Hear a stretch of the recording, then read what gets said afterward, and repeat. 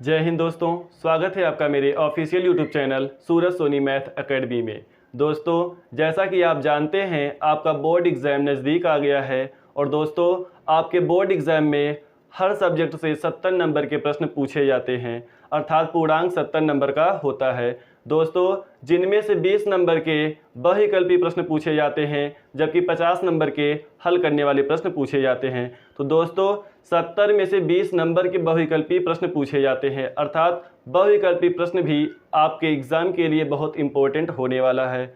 और दोस्तों जो बहुविकल्पी प्रश्न होते हैं वो प्रत्येक अध्याय से नहीं पूछे जाते हैं। तो दोस्तों जिन चैप्टर्स से, जिन अध्याय से बहुविकल्पी प्रश्न पूछे जाते हैं, हम उन चैप्टर्स के जो महत्वपूर्ण बहुविकल्पी प्रश्न हैं उन्हें बारी बारी से सॉल्व करेंगे। और दोस्तों इसके साथ ही जो हल करने वाले प्रश्न हैं जो आपके एग्ज़ाम के लिए इम्पोर्टेंट हैं उसे भी हम अलग वीडियो में सॉल्व करेंगे। तो दोस्तों आज हम पढ़ने वाले हैं एनसीईआरटी कक्षा 10 के लिए विषय गणित अध्याय 1 के सभी महत्वपूर्ण बहुविकल्पी प्रश्न। दोस्तों अध्याय 1 से आपके बोर्ड एग्ज़ाम में हर बार लगभग 3 से 4 नंबर के बहुविकल्पी प्रश्न पूछे जाते हैं। तो दोस्तों जो बार बार बहुविकल्पी प्रश्न पूछे जाते हैं उन क्वेश्चन को हमने ले लिया है और जो आपके बोर्ड परीक्षा के लिए इम्पोर्टेंट हैं। तो दोस्तों प्रश्न संख्या 1 क्या है? दी गई संख्याओं में अभाज्य संख्या होगी। दोस्तों अभाज्य संख्या से रिलेटेड हर बार आपके बोर्ड एग्जाम में क्वेश्चन पूछे जाते हैं, तो आप इसके कॉन्सेप्ट को अच्छे से समझ लीजिएगा। दोस्तों अभाज्य संख्याएं क्या होती हैं? वे संख्याएं जिनके केवल 2 गुणनखंड होते हैं, अर्थात एक तो वो स्वयं से कटेगा और दूसरा 1 से कटेगा, तो उसे हम क्या कहते हैं? अभाज्य संख्या कहते हैं। दोस्तों जैसे अगर हम 2 ले लेते हैं तो 2 से कटेगा और 1 से कटेगा, अर्थात इसके केवल 2 गुणनखंड हैं, इसलिए यह अभाज्य संख्या है। ऐसे ही अगर हम 3 को ले लेते हैं तो 3 भी अभाज्य संख्या है। किंतु दोस्तों अगर हम 4 को ले लेते हैं तो 4 से तो कटेगा और 1 से भी कटेगा, लेकिन इसके साथ ही साथ यह 2 से भी कटेगा, अर्थात इसके 2 से अधिक गुणनखंड हैं, इसलिए यह अभाज्य संख्या नहीं है। अभाज्य संख्या के लिए दोस्तों केवल 2 गुणनखंड होना चाहिए। तो जैसे 2 हो गया, 3 हो गया, 5 ले लेते हैं, 7 ले लेते हैं, 11 ले लेते हैं, 13 ले लेते हैं। इसी प्रकार दोस्तों अनेक अभाज्य संख्याएं होती हैं। तो अभाज्य संख्याएं जिनके केवल 2 गुणनखंड होते हैं। अब ऑप्शन में चेक कर लेते हैं दोस्तों। पहला क्या है? 3, तो 3 केवल 3 से कटेगा और 1 से कटेगा, अर्थात 3 एक अभाज्य संख्या है, अर्थात ऑप्शन 1 क्या है दोस्तों? सही है। अन्य ऑप्शन को भी चेक कर लेते हैं दोस्तों। दूसरा क्या है? 4, तो 4 से भी कटेगा, 2 से भी कटेगा, 1 से भी कटेगा, अर्थात इसके 2 से अधिक गुणनखंड हैं, इसलिए यह अभाज्य संख्या नहीं है। जबकि दोस्तों अगर हम 0 ले लेते हैं तो 0 सभी संख्याओं से कट जाता है, अर्थात 0 अपान हम कुछ भी करते हैं तो उसका मान 0 ही होता है, तो 0 अभाज्य संख्या नहीं है। इसी प्रकार 6 से कटेगा, 2 से भी कटेगा और 3 से भी कटेगा, इसलिए ये भी अभाज्य संख्या नहीं है। तो आपका ऑप्शन फर्स्ट सही है। 3 क्या है दोस्तों? एक अभाज्य संख्या है। दोस्तों हम सभी क्वेश्चन को उसके कॉन्सेप्ट के साथ समझते चलेंगे ताकि आपके बोर्ड एग्जाम में ऐसे प्रश्न पूछे जाए तो आप उसे अच्छे से सॉल्व कर सकें। ठीक है दोस्तों, आते हैं अगले प्रश्न पे। प्रश्न संख्या दूसरा क्या है दोस्तों? संख्या 156 का अभाज्य गुणनखंड होगा। दोस्तों यहाँ संख्या 156 का अभाज्य गुणनखंड करने के लिए कहा गया है। तो अभाज्य गुणनखंड कैसे करते हैं दोस्तों? पहले लिख लेते हैं 156, तो इसके लास्ट में क्या है दोस्तों? सम संख्या है। दोस्तों अभाज्य गुणनखंड करने के लिए हम केवल अभाज्य संख्याओं से ही डिवाइड करते हैं, अर्थात अभाज्य संख्याओं से ही इसे काटते हैं। तो लास्ट में क्या है दोस्तों? सम संख्या है, अर्थात ये 2 से कटेगा, तो 2 से काट देते हैं। कितनी बार जाएगा दोस्तों? 2 सत्ते 14, बचा 1 इसमें आएगा 16, 2 अट्ठे 16, 2 से फिर कटेगा दोस्तों, 2 तिया 6, 1 इसमें गया 18, तो 2 नवा 18। अब दोस्तों लास्ट में विषम संख्या है, अर्थात यह 2 से डिवाइड नहीं होगा, किंतु आप देख सकते हैं 3 और 9 है, अर्थात ये 3 से कटेगा, तो 3 से काट देते हैं। 3 एकम 3, 3 त्रिका 9। अब दोस्तों 13 क्या होती है? अभाज्य संख्या होती है, अर्थात 13 से ही कटेगा, तो 13 एकम 13। तो दोस्तों इसका अभाज्य गुणनखंड क्या हो गया? 2 गुणे 2 गुणे 3 गुणे 13। तो दोस्तों 2 कितनी बार आया है? 2 बार आया है, अर्थात 2 का स्क्वायर गुणे 3 गुणे 13। तो ऑप्शन में चेक कर लेते हैं दोस्तों। ऑप्शन सेकंड क्या है? 2 का स्क्वायर गुणे 3 गुणे 13, अर्थात ऑप्शन सेकंड आपका क्या है दोस्तों? सही है। अब आते हैं दोस्तों अगले प्रश्न पे। प्रश्न संख्या 3 क्या है दोस्तों? किसी धनात्मक पूर्णांक, किसका नाम आया है दोस्तों, धनात्मक पूर्णांक। पूर्णांक क्या होते हैं दोस्तों, इनमें सभी माइनस संख्याएं आ जाती हैं, प्लस संख्याएं आ जाती हैं और शून्य भी आ जाता है।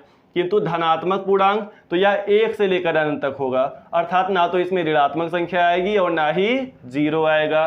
तो ये 1 से लेकर अनंत तक की बात कर रहा है। Q के लिए प्रत्येक धनात्मक समपूर्णांक किसे कहा गया है दोस्तों, समपूर्णांक का रूप होगा, अर्थात समपूर्णांक किस रूप का होता है दोस्तों। सम संख्याएं किसे कहते हैं, जो 2 से कट जाती हैं, अर्थात जो 2 से डिवाइड हो जाती हैं, अर्थात जो 2 के गुणनफल होंगे वो किस रूप के होंगे, समपूर्णांक के रूप के होंगे। तो इसका जो ऑप्शन थर्ड है वो क्या हो जाएगा दोस्तों, सही, 2Q।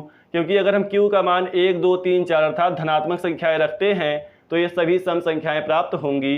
जैसे अगर हम Q का मान 1 रख देते हैं तो 2 1 का 2, 2 क्या है, सम संख्या, 2 रखेंगे 2 दूना 4, अर्थात इस प्रकार प्राप्त होती चली जाएंगी। तो जो सम पूर्णांक होता है वो किस रूप का होता है दोस्तों, 2Q के रूप का होता है दोस्तों। इसी प्रकार आपके पेपर में विषम पूर्णांक का रूप भी पूछा जा सकता है, जो कि प्रश्न संख्या 4 है। क्या कहा है दोस्तों, किसी धनात्मक पूर्णांक P के लिए, यहाँ पर दोस्तों Q दिया था, यहाँ पर P दे दिया है, कुछ भी दे सकता है दोस्तों, P Q R या फिर M N, ठीक है।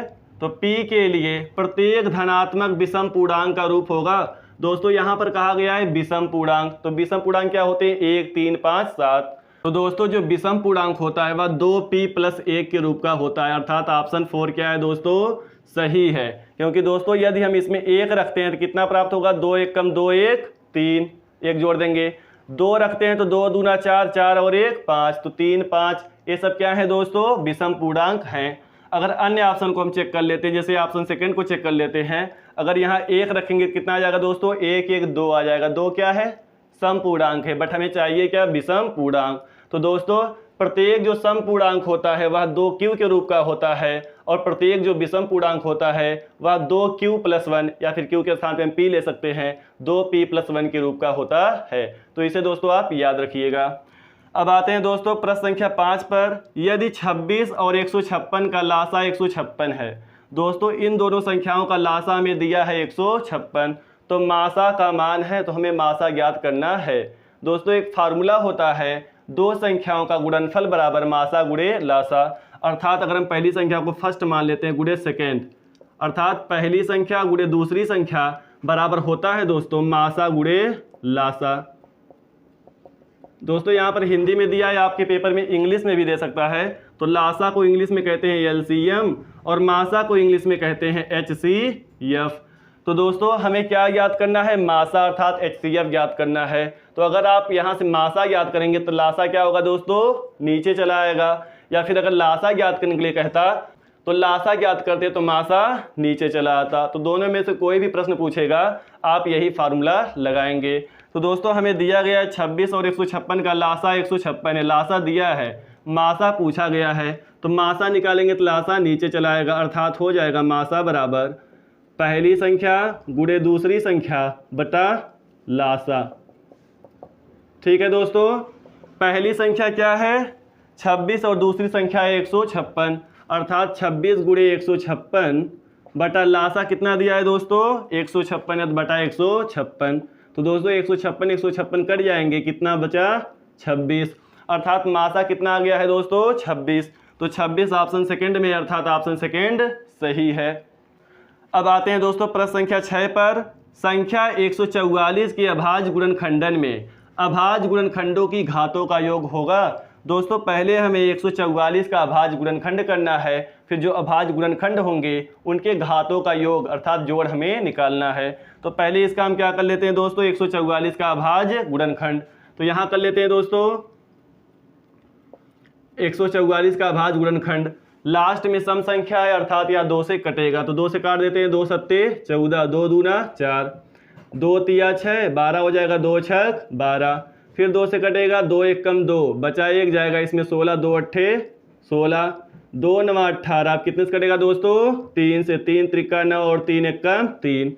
तो इसका अभाज्य गुणनखंड क्या हो गया दोस्तों, लिख लेते हैं 2 गुणे 2 गुणे 2 गुणे 2, 2 कितनी बार है 4 बार, और 3 कितनी बार है दोस्तों 2 बार, तो 3 गुणे 3।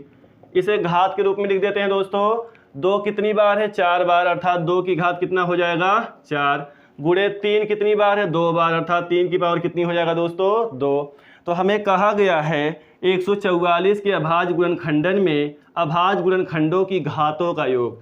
दोस्तों पहले अभाज्य गुणनखंड की घात कितनी है, 4, दूसरे अभाज्य गुणनखंड की घात कितनी है, 2, इनका योग अर्थात 4 और 2 को जोड़ना है। तो 4 और 2 कितना हो जाएगा दोस्तों, 6। तो 6 कहाँ है, ऑप्शन 4 में, अर्थात ऑप्शन 4 क्या है, करेक्ट है, अर्थात सही है। अब दोस्तों आते हैं प्रश्न संख्या 7 पर। 15, 18 और 24 का लासा है। दोस्तों हमें 15, 18 और 24 का लासा ज्ञात करना है। तो दोस्तों लासा कैसे ज्ञात करते हैं, आप या तो अलग अलग इनका गुणनखंड कर लीजिए तब गुणा कर दीजिए, या फिर एक साथ ही इन तीनों का गुणनखंड कर दीजिए। तो दोस्तों हम एक साथ ही इन तीनों का गुणनखंड कर देते हैं। क्या है दोस्तों यहाँ पर, 15, 18 और 24। तो 15 ले लिया हमने, 18 ले लिया और 24। दोस्तों चूंकि सम संख्याएं हैं 18 और 24, अर्थात 2 से कटेंगी, 2 से काट देते हैं। तो 15 नोट कर लेंगे क्योंकि नहीं कटेगा, 2 9 18 और 2 1 कम 2, 2 दूना 4, अर्थात 12 आ जाएगा। फिर 2 से कटेगा, 15 और 9 नहीं कटेगा, नोट कर लेते हैं, 2 6 12। फिर से 2 से कटेगा तो 15 नोट कर लेते हैं, 9 2 3 6। अब दोस्तों कितने से कटेगा, 3 से। तो 3 5 15, 3 त्रिका 9 और 3 1 कम 3। अब दोस्तों फिर कितने से कटेगा, 3 से, और उसके बाद कट जाएगा 5 से, अर्थात हम यहाँ लिख सकते हैं 3 और 5। तो दोस्तों हमें क्या ज्ञात करना है, लासा। लासा अर्थात इनका गुणा कर देंगे। तो कितना होगा दोस्तों, 2 गुणे 2 गुणे 2, 3 बार है, गुणे 3 गुणे 3 गुणे 5, गुणा कर देंगे। गुणा कैसे करते हैं दोस्तों, 2 दूना 4। अब 4 का पहाड़ा आप पढ़ेंगे, 4 दूनी 8। अब 8 का 8 त्रिक 24। अब 24 का 3 बार। दोस्तों अगर आपको पहाड़ा 24 का नहीं आता तो आप गुणा कर सकते हैं। तो 24 दिया 72। अब 72 का 5 में, अर्थात 72 गुणे 5 कितना हो जाएगा दोस्तों, गुणा कर लेते हैं। 5 दूना 10 का 0, हासिल 1, 5 7 35, 1 36, कितना आ गया दोस्तों, 360। तो 360 ऑप्शन 4 में है, अर्थात ऑप्शन 4 सही है। तो दोस्तों इस प्रकार हम संख्याओं का लासा निकालते हैं। तो दोस्तों आशा करते हैं ये सभी प्रश्न आपको समझ में आया होगा। आप इसका स्क्रीनशॉट ले सकते हैं या इसे नोट कर सकते हैं। इसके बाद हम कुछ अन्य महत्वपूर्ण प्रश्नों को भी सॉल्व कर लेते हैं। ओके दोस्तों आते हैं अगले प्रश्न पे। प्रश्न संख्या 8 क्या है दोस्तों, शांत दशमलव संख्या में व्यक्त हो सकने वाली संख्या होगी। दोस्तों यहाँ पूछा गया है शांत दशमलव संख्या में, अर्थात हमें ऐसी संख्या यहाँ पर लेना है जिसका दशमलव प्रसार क्या हो दोस्तों, शांत हो। तो दोस्तों इसका कॉन्सेप्ट क्या है पहले आप उसे समझ लीजिए, अर्थात कब शांत होगा और कब अशांत होगा। दोस्तों हम शांत या अशांत पता करने के लिए पहले उस संख्या के हर का अभाज्य गुणनखंड करते हैं। और दोस्तों तो यदि हर का अभाज्य गुणनखंड 2 की घात के रूप का हो, अर्थात 2 के गुणनफल के रूप का हो, या 5 के गुणनफल के रूप का हो, या फिर 2 गुणे 5 अर्थात दोनों के गुणनफल के रूप का हो। तो यहाँ पर हम ले लेते हैं 2 की पावर m, 5 की पावर n, 2 की पावर m और 5 की पावर n। दोस्तों m और n क्या है, धनात्मक पूर्णांक है, अर्थात 1 2 3 4 कुछ भी हो सकते हैं। अर्थात 2 कितनी भी बार आ सकता है और 5 कितनी भी बार आ सकता है, और 2 गुणे 5 भी कितनी भी बार आ सकते हैं। ठीक है दोस्तों, तो यदि हर का अभाज्य गुणनखंड 2 की घात के रूप का हो, या 5 की घात के रूप का हो, या 2 गुणे 5 की घात के रूप का हो, तो उसका दशमलव प्रसार दोस्तों क्या होता है, शांत। और यदि इस रूप का ना हो तो उसका दशमलव प्रसार दोस्तों अशांत होता है। तो दोस्तों यहाँ पर कहा गया है शांत दशमलव संख्या में व्यक्त हो सकने वाली संख्या होगी, अर्थात किसका दशमलव प्रसार शांत होगा। तो दोस्तों इसके हर का अभाज्य गुणनखंड 2 गुणे 5 के गुणनफल के रूप का है, इसलिए इसका दशमलव प्रसार क्या होगा दोस्तों, शांत होगा।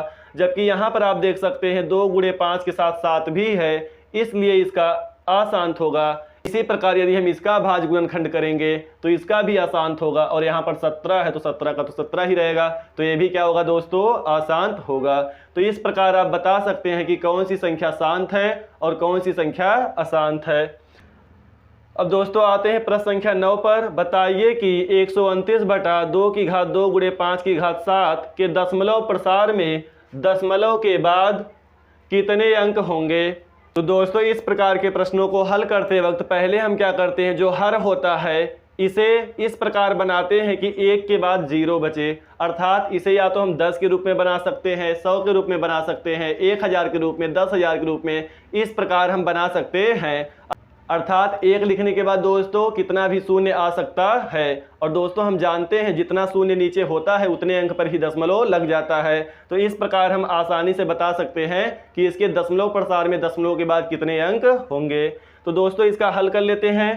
तो दोस्तों क्या दिया है, 129 बटा 2 की घात 2 गुणे 5 की घात 7। तो दोस्तों ये अगर हम 2 और 5 का गुणा कर दे तो क्या हो जाएगा, 2 पच्चे 10। लेकिन दोस्तों यहाँ 2 की घात 2 है जबकि यहाँ 5 की घात 7 है, तो घात इनका क्या करना पड़ेगा दोस्तों, बराबर करना पड़ेगा। तो यहाँ पर 2 की घात 2 है, यदि हमें 2 की घात 5 और मिल जाए तो 5 2 7 हो जाएंगे। तो दोस्तों हम क्या करेंगे, 2 की घात 5 से ऊपर नीचे गुणा कर देंगे, अर्थात 2 की पावर 5 बटा 2 की पावर 5। तो दोस्तों गुणा सीधे सीधे होता है, अर्थात 129 का हमें 2 की घाते 5 में गुणा करना है। तो 129 गुणे 2 की घाते 5 का मतलब क्या है दोस्तों, 2 गुणे 2 गुणे 5 बार, अर्थात 2 गुणे 2 गुणे 2 गुणे 2 गुणे 2। कितनी बार हो गया दोस्तों, 1 2 3 4 5। इसका गुणा कर लेते हैं, 2 दूना 4, दूनी 8, दूनी 16, दूनी 32। तो कितना आ गया दोस्तों, 32 बटा दोस्तों यहाँ 2 की घात 2 है और 2 की घात 5 है, तो इनका आधार क्या है दोस्तों, समान है, अर्थात घातें जुड़ जाएंगी। तो 2 और 5 कितना हो जाएगा, 7, अर्थात 2 की घाते 7। और गुणे क्या है दोस्तों, 5 की घात 7, तो 5 की घात 7 को नोट कर लेते हैं। इसे और हल कर लेते हैं दोस्तों, 129 का हमें 32 में गुणा करना है, तो यहाँ गुणा कर लेते हैं। 129 गुणे 32, 2 नवा 18 का 8 हासिल 1, 2 दूना 4 1 5, 2 1 कम 2, 3 नवा 27 का 7 हासिल 2, 3 दूनी 6 2 8, 3 1 कम 3। जोड़ देते हैं दोस्तों, 8 7 5 12 का 2 हासिल 1, 8 2 10 11 का 1 हासिल 1, 3 1 4। कितना आ गया दोस्तों, 41 28। तो 41 28 बटा दोस्तों यहाँ पर देखिए इनकी घातें समान है तो इनका गुणा हो जाएगा, अर्थात हम कह सकते हैं 2 गुणे 5 की घात 7। तो 2 गुणे 5 का गुणा हो जाएगा, जबकि घातें समान हैं तो उन्हें हमने घात के रूप में लिख लिया। क्या हो जाएगा दोस्तों, 41 28 को नोट कर लेंगे, जबकि 2 और 5 का गुणा हो जाएगा तो 2 पच्चे 10, अर्थात 10 की घात कितना हो जाएगा, 7। इसे और हल कर लेते हैं दोस्तों, 41 28 बटा 10 की घात 7 का मतलब दोस्तों 1 लिखकर 7 शून्य, तो लिख लेते हैं 1 लिखकर 1 2 3 4 5 6 7, 7 शून्य हो गया। दोस्तों आप देख सकते हैं नीचे 1 लिखकर 7 शून्य है, अर्थात इससे भाग देंगे तो 7 अंक पे दशमलव आ जाएगा। दशमलव किधर से हम लगाते हैं दोस्तों, दाहिने तरफ से काउंट करते हैं। यहाँ पर कितने अंक है दोस्तों, 1 2 3 4, अर्थात हमें आगे 0 बढ़ाना पड़ेगा। तो पहले इन्हें लिख लेते हैं 41 28। कितने अंक पे दशमलव लगाना है दोस्तों, क्योंकि 1 लिखकर 7 0 है, अर्थात 7 अंक पे दशमलव लगाना है, तो हमें 7 अंक भी चाहिए। 1 2 3 4 है, 3 0 लगा देंगे, 5 6 7। और दोस्तों यहाँ पर क्या लगेगा, 7 अंक के बाद दशमलव, तो दशमलव के पहले भी हम 0 लगा देते हैं ताकि दशमलव पता चले। तो दोस्तों इस प्रकार हमारा दशमलव प्रसार प्राप्त हो गया है। कहा क्या था दोस्तों, दशमलव प्रसार में दशमलव के बाद कितने अंक होंगे, अर्थात इसके बाद कितने अंक होंगे। तो काउंट कर लेते हैं, 1 2 3 4 5 6 7। तो दोस्तों 7 अंक होंगे। 7 किसी भी ऑप्शन में नहीं दिया है, अर्थात इनमें से कोई नहीं, ये वाला ऑप्शन सही है। दोस्तों यह क्वेश्चन भी बहुत ही इंपॉर्टेंट है, तो इसे आप 2-3 बार रिवीजन जरूर कर लीजिएगा। अब आते हैं दोस्तों प्रश्न संख्या 10 पर। 17 बटा 8 का दशमलव प्रसार किस प्रकार का होगा। दोस्तों पूछा है 17 बटा 8 का दशमलव प्रसार किस प्रकार का होगा।